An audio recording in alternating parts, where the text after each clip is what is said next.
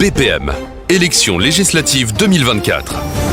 Bonjour à tous, si vous venez de nous rejoindre sur BPM, le premier tour des élections législatives aura lieu le dimanche 30 juin et le second tour le dimanche 7 juillet. À cette occasion, BPM vous propose des émissions spéciales où nous recevrons les 8 candidats sur la 5e circonscription du département de l'Eure.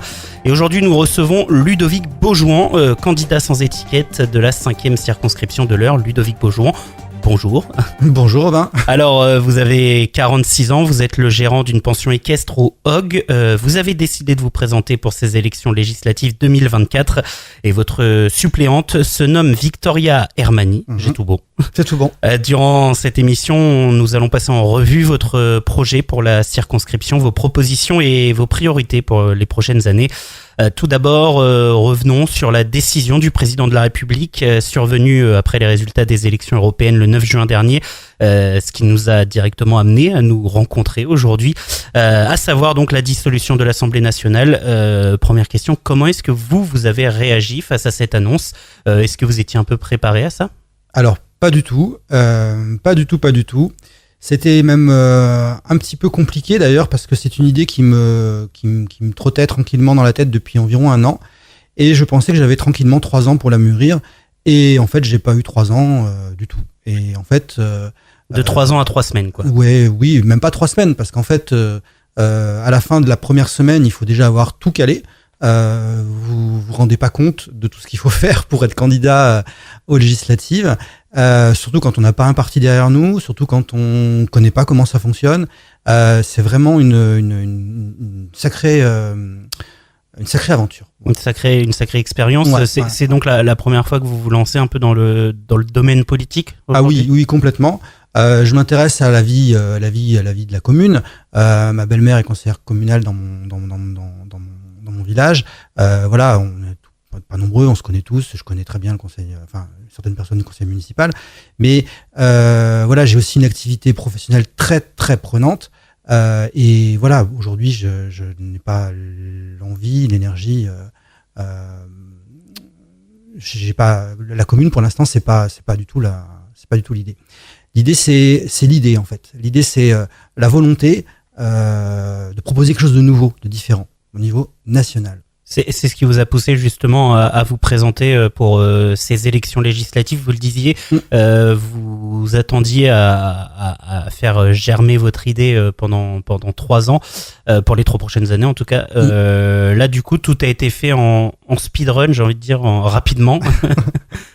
Oui, c'est exactement ça, très rapidement. Ouais, très rapidement. Ce qui vous a poussé donc à vous présenter à ces élections, parlez-nous de cette idée, de ce qui vous a poussé à vous présenter justement. En fait, l'idée c'est que la démocratie, pour moi, c'est la représentation de la voix des citoyens. Voilà. Or, quand un député est élu dans une circonscription, à partir du moment où il est élu, il fait ce que son parti lui dit et non pas ce que les citoyens veulent. C'est-à-dire qu'il y a plein de lois qui ont été proposées là, à l'Assemblée nationale là. Eh bien, parce que notre député actuel, il est RN, c'était non systématiquement, qu'elle soit bien ou qu'elle soit pas bien. Et en fait, moi aujourd'hui, clairement, je me reconnais dans aucun parti. Je suis très ennuyé. Heureusement que je me présente dans ma circonscription, je sais pour qui je vais voter. Mais si je n'étais pas là, franchement, je sais pas quoi faire. Et en fait, il y a des choses bien dans toutes les idées. Gauche, à droite, et même RN, et même à l'extrême gauche. Moi, je peux me reconnaître dans certains propos de chacun de ces candidats-là. Et en fait, je trouve pas logique qu'on doive s'embarquer pendant 5 ans en disant voilà, je donne ma voix à un député et pendant 5 ans, je dois penser comme ça. C'est pas logique, c'est pas normal. On n'est plus aujourd'hui en 1960 ou en 58 quand on a commencé à créer la 5e constitution. Et voilà, aujourd'hui il y a Internet, c'est facile, on peut facilement demander l'avis de tout le monde. Et pour moi, c'est même évident en fait. Je comprends pas que je sois le seul à porter ça en fait. On reviendra tout au long de l'émission sur cette idée, cette proposition que vous faites. Pour en revenir un tout petit peu en arrière, du coup, vous me disiez juste avant l'émission, ne vous reconnaître, comme vous l'avez dit aussi là pendant l'émission, ne pas vous reconnaître dans tous les partis en tout cas, ne pas vous situer véritablement sur l'échiquier politique. Oui. Pour vous, c'est ça aussi aujourd'hui, c'est un système trop manichéen, c'est ça ? C'est pas tout noir, pas tout blanc. Je dirais voilà que c'est pas que c'est ça, c'est que aujourd'hui un parti politique pour qu'il existe, il doit dire des choses qui sont de plus en plus déconnantes en fait.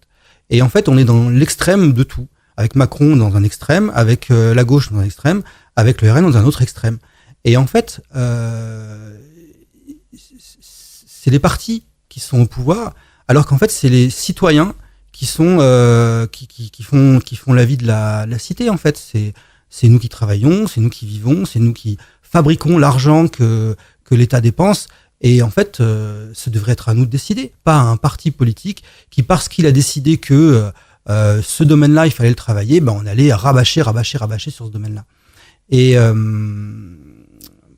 voilà. Bon, donc je me reconnais dans absolument aucun parti. Et mon idée, c'est d'aller porter la voix du plus grand nombre, parce que c'est ça la démocratie, c'est que tout le monde s'exprime, tout le monde dit ce qu'il pense, et une fois que tout le monde s'est exprimé, ben, s'il y en a plus qui pensent comme ça, eh bien la majorité pense comme ça. Sinon, c'est pas ça la démocratie.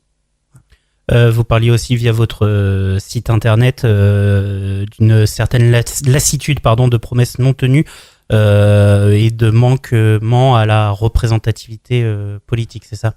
Mais c'est toujours comme ça la politique depuis j'ai 46 ans, depuis que j'ai 20 ans que je m'intéresse à ça. Chaque candidat dit un truc et puis il se passe l'inverse.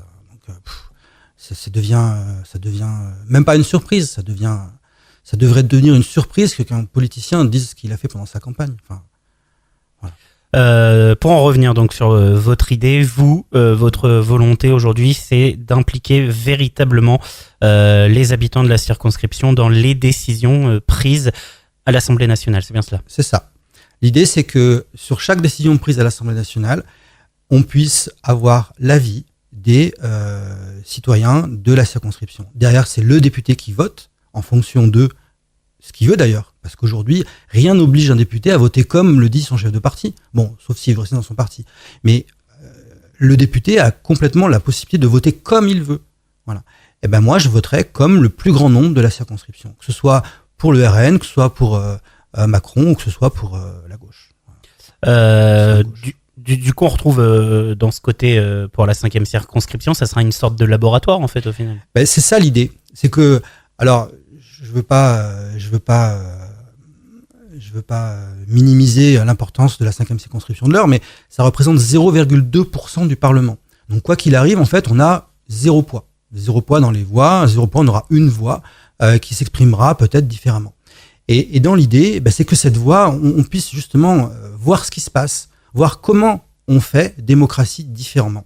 Comment, si on donne la parole aux citoyens, eh ben, est-ce qu'ils votent toujours dans la même direction ou est-ce qu'il y a une différence ? Est-ce qu'on peut être différent ? Voilà, c'est la question. Cette idée de laboratoire, effectivement, c'est pas mon idée, c'est quelqu'un d'autre qui l'a dite. Mais je m'y retrouve bien. Ça permettrait de voir si potentiellement, est-ce que si toute l'Assemblée nationale fonctionnait comme ça, eh bien, est-ce que ce serait possible ? Laboratoire, vous dites que c'est pas de vous. Par contre, ce qui est de vous, c'est cette idée d'un village gaulois moderne. Idée qu'on retrouve aussi avec votre affiche qui interpelle un Normand conquérant. Ouais. L'affiche aussi, c'était l'idée d'interpeller, de surprendre un peu les. Oui. L'idée d'interpeller, l'idée de surprendre. Et puis, oui, l'idée d'interpeller, l'idée de surprendre. Après.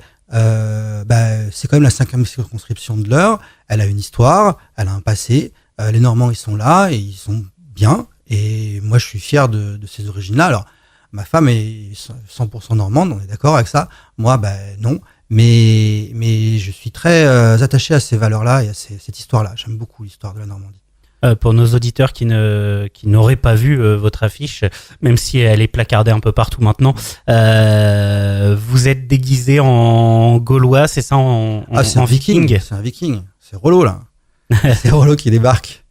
Solo qui débarque à Paris et qui veut se faire entendre. Avec marqué Paris nous revoilà. Voilà, Paris nous revoilà. Ouais. Pour eux, tout le côté implication des habitants de la 5e circonscription, comment est-ce que vous pensez le faire? J'imagine qu'il y a toute une organisation derrière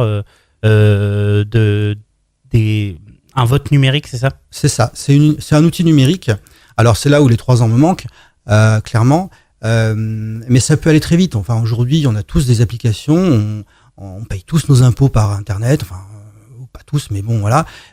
C'est aujourd'hui assez simple de pouvoir vous expliquer ce qu'est la loi, déjà vous présenter la loi, une version simplifiée de ce qu'est la loi, une explication d'une personne qui serait pour, une explication d'une personne qui serait contre, et puis ensuite la possibilité de voter, de dire oui, de dire non, et moi de comptabiliser ça de manière complètement sécurisée, voire même anonyme, le nombre de voix. Et derrière, je porterai la voix du plus grand nombre, que ce soit avec dans le sens de mes valeurs personnelles ou que ce soit contre mes valeurs personnelles. De toute façon, c'est pas un problème. C'est pas un problème. C'est la démocratie. Soit on fait démocratie, soit on fait autre chose. Et aujourd'hui, je trouve pas que ça s'appelle démocratie, ce qu'on fait. Vous aurez donc ce rôle de traducteur de la loi, en fait, au final, pour les habitants. De simplificateur, entre guillemets, voilà. Avec la possibilité aussi de l'avoir dans sa version originale. Et aussi, alors, on va me répondre qu'il y a des lois, il y en a plein, tout le temps, en permanence. Ouais, peut-être déjà qu'il y en a trop, des lois aussi. Parce qu'on est censé tous pouvoir comprendre ça, on est censé pouvoir que ce soit accessible à tout le monde, et c'est pas toujours le cas.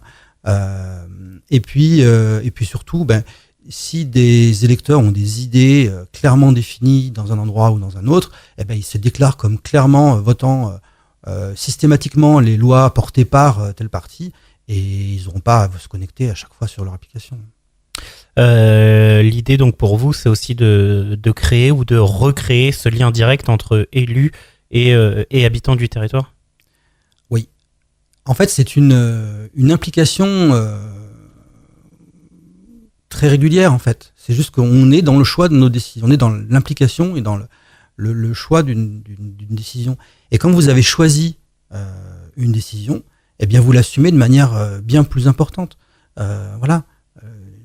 C'est qu'aussi, c'est juste, à partir du moment où c'est choisi, eh bien c'est accepté différemment.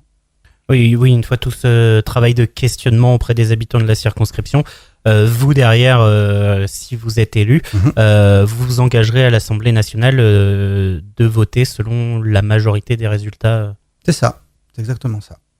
Donc il y a une volonté un peu de remettre l'habitant au centre vraiment de l'intérêt politique aujourd'hui. C'est ça. Ça va aussi les obliger, entre grandes guillemets, à s'impliquer, à réfléchir.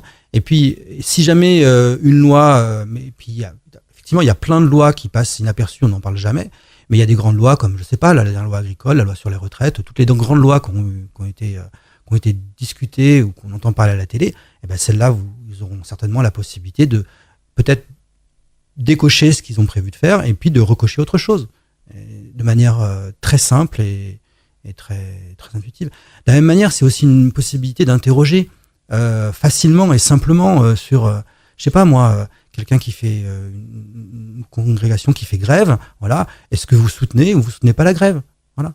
Parce que quand on est bloqué par des gens et qu'en fait une partie de la population bloque toute une autre partie de la population, on peut la soutenir en votant, et dans ce cas-là, moi je porterai la voix des gens qui soutiennent, ou on peut au contraire montrer aux gens aussi que non, la totalité de la population n'a pas à subir ça, puisqu'on n'est pas d'accord. Et le fait d'impliquer aussi plus souvent, plus régulièrement les habitants du territoire, ça pourrait être aussi, selon vous, une sorte de réponse face au problème de l'abstention qu'on connaît régulièrement sur les différentes élections. Ben oui, exactement. Même au-delà de l'abstention, si vous savez que par défaut, quoi qu'il arrive, vous votez ça, eh bien, vous votez. Voilà. Quand vous avez fait un prélèvement automatique, eh ben, votre prélèvement automatique, il se fait tous les mois, point. Vous payez. Voilà, vous votez. Voilà. Et le jour où vous voulez voter autrement ou différemment, eh ben, vous modifiez ce que vous avez à modifier et vous arrêtez de voter ce que vous voulez voter. je comprends pas en fait que ce soit pas déjà comme ça en fait la démocratie. La démocratie, c'est la loi du plus grand nombre. Donc on leur demande, mais on leur demande pas une fois tous les 5 ans, une fois tous les. Enfin, voilà. Pour conclure cette émission, si vous n'êtes pas au second tour, est-ce que vous donnerez vous des consignes de vote ? Ah mais je crois vraiment que je vais être au second tour déjà, première chose. Et puis ensuite, non, je donnerai aucune consigne de vote, vraiment aucune. Je ne ferai pas barrage contre l'extrême gauche, barrage contre l'extrême droite ou barrage contre Macron. Non. Il y a aucune indication de voix. Tout comme lors de mon mandat, je pense vraiment exprimer le moins possible mes opinions. Voilà. Je peux en parler, il n'y a pas de problème, j'ai pas de honte à exprimer mes opinions, mais elles sont pas là pour orienter le choix des électeurs, des citoyens. Eh bien, Ludovic Beaujon, merci d'avoir accepté notre invitation. Avec grand plaisir. Cette émission sera rediffusée à 13h et 18h30. Vous pourrez la retrouver en podcast sur notre site bpmlaradio.com, rubrique podcast, puis élections législatives 2024. Demain à 8h, nous recevrons Christian Mazur, candidat sans étiquette, et à 8h30, Delphine Blittmann, candidate de Lutte ouvrière, qui nous présenteront leur programme pour la 5e circonscription de l'Eure. Excellente journée à l'écoute des programmes de BPM. BPM, élections législatives 2024.